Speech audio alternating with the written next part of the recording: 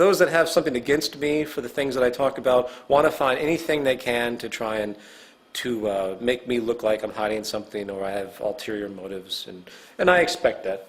But, you know, whatever. It doesn't mean anything to me. I go by Peter Joseph. People can call me whatever the hell they want to call me. I'm constantly interacting, putting myself out there. I have nothing to hide. And even if someone finds out my real identity, where I live, who my parents are, who everyone in my friends are, it's not going to change a damn thing. The unfortunate reality is that I am given a controversial title, and people do have a lot of problems with me. I have a more traditional-minded upbringing, and I don't like to see other people suffer because of what I do. But most of my friends and family are very much aware, and they accept this, so this is something that I just deal with. Anyone who thinks that I do what I do for notoriety reasons or monetary reasons or anything associated with self-interest has a lot to learn. First of all, I operate the movement site and the movement itself on a deficit. I do pay people to run and program things. I have a lot of volunteers, which I'm extremely indebted to, but to get things done quickly, very often I have to get people that work in the industries to do things. I sell a t-shirt to do that. It's the only thing that I sell that is designated for the movement. As far as the DVD sales, if people can't respect the fact that I charge $5 for DVDs that could be charged $20 for, that I did spend a great deal of money to make those films, the DVD sales obviously are part of my income. I denote that they're not for profit, meaning that the money does go back into other projects, which it has. I've had to shut down bulk selling, in fact, because people were buying the discs from me in bulk at about $2 a piece and reselling them for $20 on the internet. It's very frustrating. I've hurt myself a lot financially because of all of this. The double standard is quite fascinating to me. You have all these social organizations that take in millions of dollars of money for donations. They sell tons of crap. And suddenly we get attacked because we sell anything because of our interest to, in fact, remove the monetary paradigm entirely. I'm sorry, we have to survive to do something. So just to make it clear, the Zeitgeist Movement is predicated on making information free. I put all of my films up for free. I allow downloads of them for free. Anyone wants to help me out by buying a $5 DVD I could charge $20 for easily commercially, that helps, but I don't push it. I will continue to work in advertising or anything else I have to do to keep things going while maintaining the integrity of the movement itself by walking the line of non-profitability. The only time that we'll ever ask for donations as the movement is when we have a big project that needs to move forward, and we have no projects like that now. We're in a period of collecting people and streamlining functionality.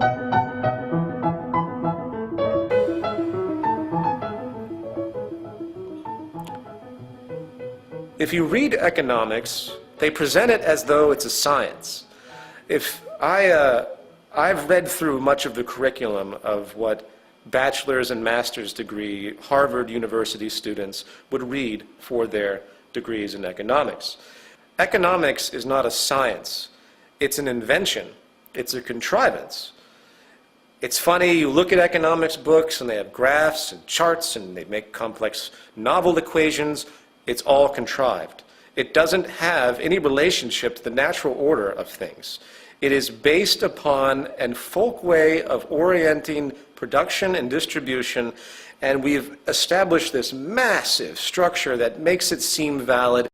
There's really nothing anyone needs to know about economics than the fact that the entire global economic system is based upon people constantly consuming, irregardless of the state of affairs and natural orders of energy, planetary materials, and anything else. It is blind, narrow consumption with absolutely no regard for the environment. We have to recognize that we're all scientists. And we all have to start thinking about things in a scientific manner, which most of us do to a certain extent. Even the most religiously minded individuals use science all the time when they evaluate buying a car, when they evaluate their general life. They use these things constantly. We all do. We're all scientists. That is the discovery, the epiphany that needs to come out. Science is not a cold, heartless thing. It is what has given us everything that comprises our well-being. Now, you can argue philosophy. As far as I'm concerned, any form of philosophy, any form of notions of morality are absolutely meaningless unless they are sprouted from the natural world using what I would consider to be analysis known as the scientific method. I am nothing but bored to tears by philosophical dispositions and verbal hobbies that do absolutely nothing. Religion is a verbal hobby.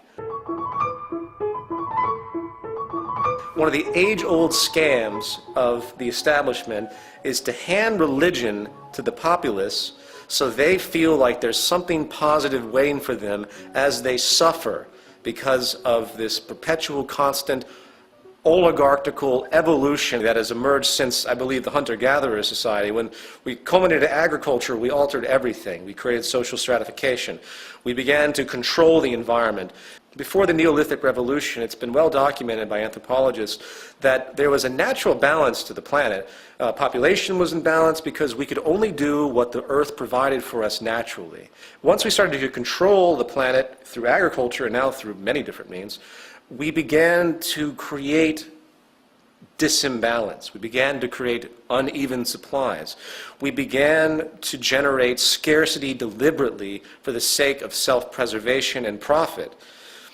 So as society became more and more imbalanced, as the concept of property emerged, as the great pirates started to travel the oceans, bringing back goods to different continents, to different kingdoms, creating power structures of resources, certain tools were used to control humanity, to keep those that were not deserving the right of life or deserving the fruits.